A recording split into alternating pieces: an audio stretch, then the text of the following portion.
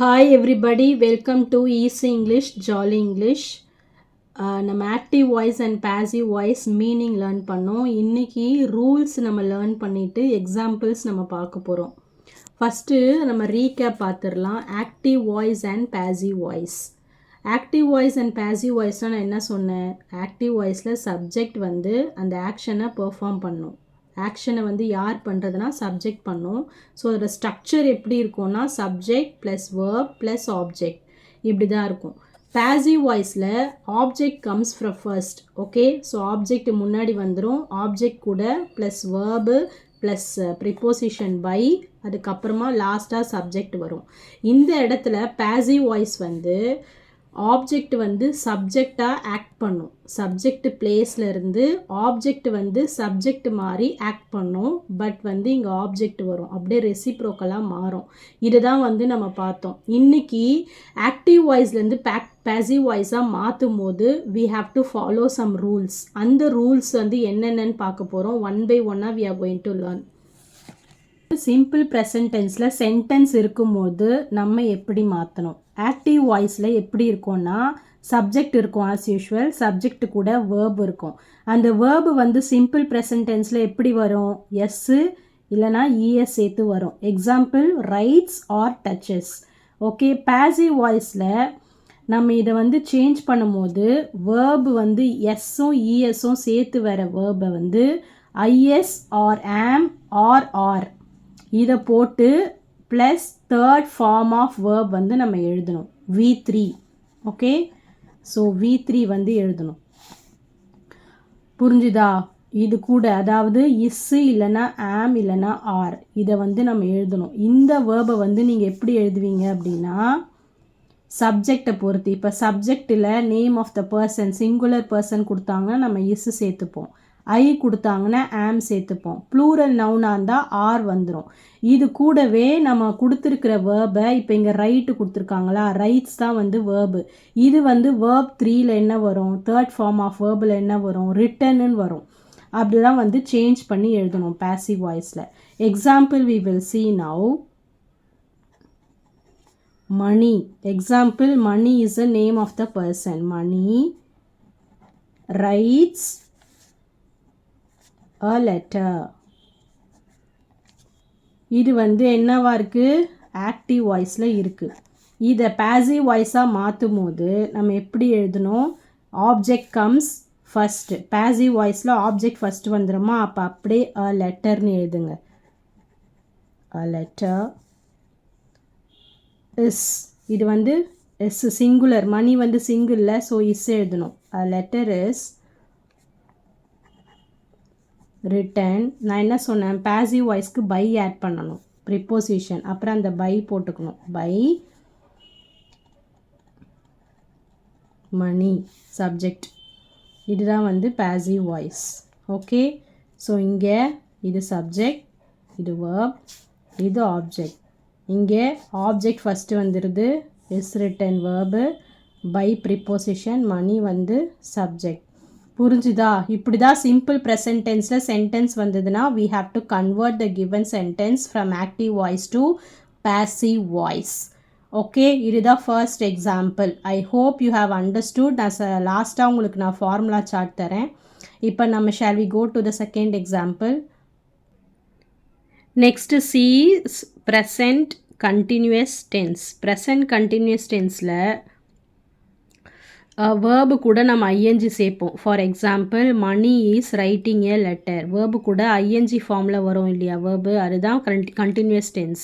Okay, இது வந்து active வாய்ஸில் இப்படி வரும். பாசிவ் வாய்ஸில் நீங்கள் மாற்றும் போது எஸ்ஸு கூட பிஇஐஎன்ஜி பீயிங் சேர்த்துட்டு வேர்ப் 3. வேர்ப் 3 வந்து காமன். எல்லா பாசிவ் வாய்ஸ்லேயும் நீங்கள் வந்து தேர்ட் ஃபார்ம் ஆஃப் வேர்பு தான் எழுதணும். அதாவது பாஸ் பார்ட்டிசிபிள் அதுதான் எழுதணும்.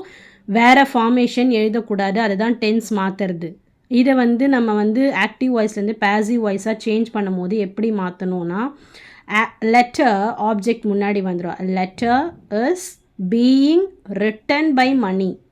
இஸ் பீயிங் சேர்த்துக்கணும். ஏன் பீயிங் சேர்த்துக்கிறோன்னா it is a present continuous tense.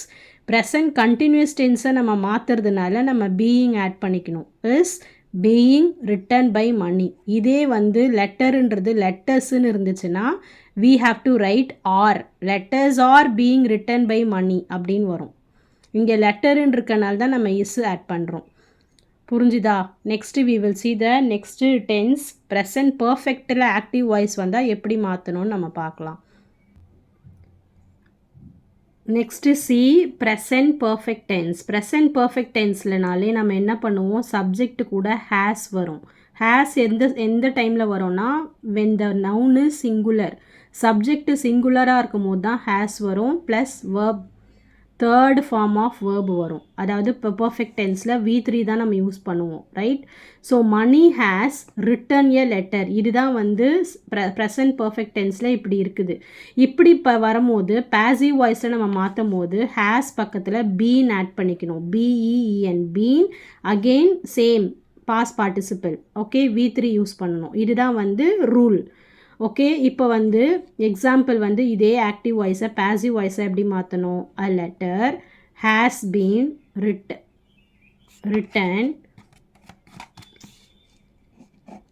Return by money. a letter has been written by money. Okay, இப்போ நான் சொன்னேன் இல்லையா, சிங்குலர் நவுனாக இருக்கனால ஹேஸ் போட்டிருக்கோம். இதே ப்ளூரலாக இருந்தால் இதுக்கு பதிலாக ஹேவ் வரும், ஹேவ் ரிட்டன். இப்போ இதுக்கு பதிலாக நம்ம என்ன எடுத்துக்கலாம், தேன்னு வச்சுக்கலாமே. They have written a letter. ஒரு லெட்டர் எழுதியிருக்காங்க எல்லாரும் சேர்ந்து. அப்போ அதை எப்படி மாற்றுவோம்? அ லெட்டர் ஹேஸுக்கு பதிலாக ஹேவ். அதாவது லெட்டர் வந்து சிங்குலர் தான், அப்போ நம்ம ஹேஸ் எழுதணும். எப்படி எழுதுவோம்? A letter has been written by. They வந்து தெம்மாக மாறும், அதுவும் வந்து நம்ம பார்க்கணும். தே வந்து தெம்மாக மாறும். ஓகே, இப்போ வந்து நம்ம நெக்ஸ்ட் எக்ஸாம்பிள் பார்க்கலாம். Next simple past tense. Simple past டென்ஸில் நம்ம வேர்ப் ஃபார்ம் வந்து செகண்ட் வேர்ப் வரும், செகண்ட் ஃபார்ம் ஆஃப் வேர்ப். அதாவது பாஸ்ட் டென்ஸ் வரும், பாஸ்ட் டென்ஸ் வேர்ப். ஸோ அதே தான், ஒரே சென்டென்ஸை ஒரே விஷயத்தை தான் நான் டென்ஸ் வந்து மாற்றி மாற்றி டென்ஸில் எப்படி வரும்ன்ட்டு நான் உங்களுக்கு எழுதி காட்டுறேன். புரிஞ்சுதா? பாஸ்ட் டென்ஸில் அதே விஷயம் எப்படி எழுதணும்? Mani wrote a letter. Mani letter எழுதுனா. இதை வந்து பாசிவ் வாய்ஸில் மாற்றும் போது வாஸ் ஆட் பண்ணிக்கணும். அப்புறமா பாஸ் பார்ட்டிசிபிள் V3 எழுதணும்.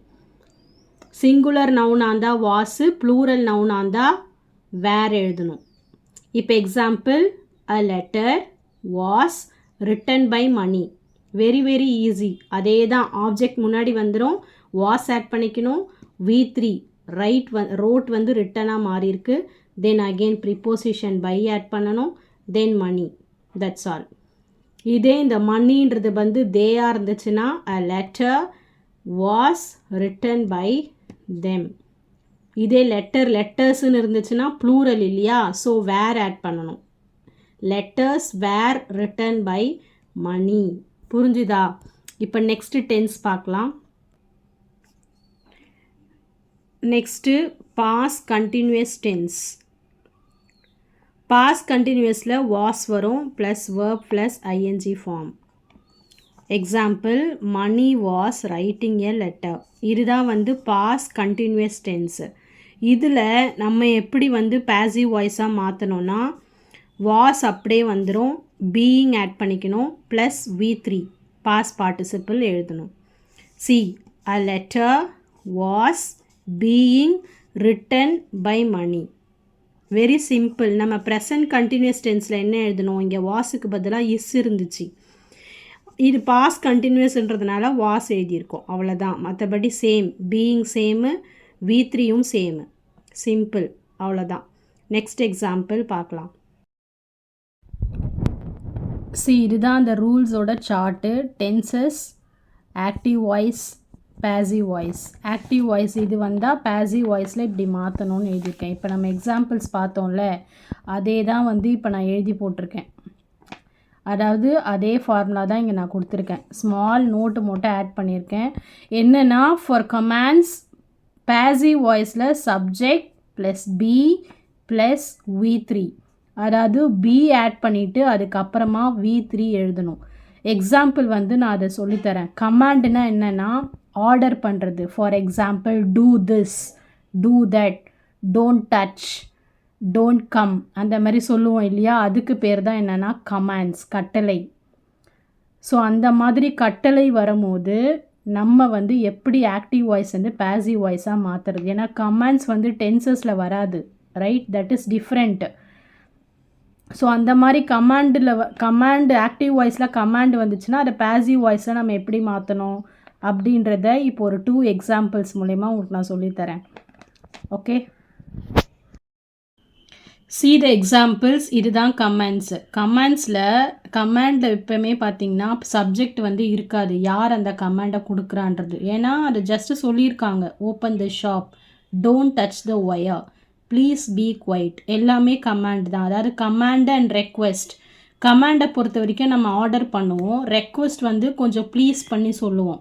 அதுதான் வந்து ரெண்டுத்துக்குமே டிஃப்ரென்ஸ். ரெண்டுமே வந்து சப்ஜெக்ட் இருக்காது. ஸோ அந்த டைமில் நம்ம வந்து எப்படி ஆக்டிவ் வாய்ஸ் வந்து பேசிவ் வாய்ஸாக மாற்றுறது. சேம் தான், ஆப்ஜெக்ட் வந்து ஃப்ரண்ட்டில் வரும், ஆனால் இதில் சப்ஜெக்ட் கிடையாது. மெயினாக வந்து பேசிவ் வாய்ஸ் எழுதுறதுக்கான நோக்கமே அதுதான். We don't know the subject தெரியாத பட்சத்தில் நம்ம வந்து பேசிவ் வாய்ஸ் வந்து யூஸ் பண்ணணும். பேசிவ் வாய்ஸே சப்ஜெக்ட் யாருமே தெரியல, we don't know the subject means passive voice வந்து எழுதுறதுக்கு ஹெல்ப் பண்ணும். ஓகே, இப்போ அது எப்படி எழுதணும்னா, ஓப்பன் த ஷாப், இதுக்கு வந்து 2 வேஸில் எழுதலாம். ஒன்று வந்து let the shop be opened.